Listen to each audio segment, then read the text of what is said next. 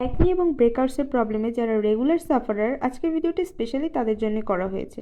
হতে পারে আপনি আপনার স্কিন কেয়ারের সবচেয়ে ইম্পর্টেন্ট স্টেপটাই মিস করে যাচ্ছেন। কিছুদিন আগে ফেসবুকে পোস্ট করেছিলাম যে আপনারা কী ধরনের ভিডিও দেখতে চান। সর্বোচ্চ ভোট এসেছিল স্কিন কেয়ার রিলেটেড টিপসের। তো এই ভিডিওটা দিয়ে আমি শুরু করছি স্কিন কেয়ার রিলেটেড টিপসের প্রথম ভিডিও।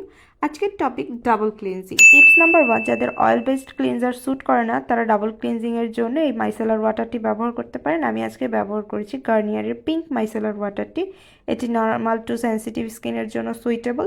নাম্বার 2, মাইসেলার ওয়াটার দিয়ে বেশি ঘষাঘষি করা যাবে না, ট্যাপ ট্যাপ করে এবং আস্তে করে রাব করে স্কিন ক্লিন করতে হবে।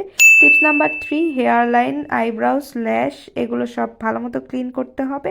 টিপস নাম্বার 4, মাইসেলার ওয়াটারটি পানি দিয়ে মুখ ধুয়ে এরপরে একটি ফেস ওয়াশ দিয়ে ধুয়ে ফেলতে হবে। টিপস নাম্বার 5, আপনি যদি মেকআপ না করেন তারপরেও সপ্তাহে 2 থেকে 3 দিন আপনার স্কিন টাইপ অনুযায়ী মাইসেলার ওয়াটার দিয়ে ফেসটা ডাবল ক্লিনজিং করতে হবে। কেমন লাগলো আজকের টিপসগুলো কমেন্ট করে জানাতে পারেন।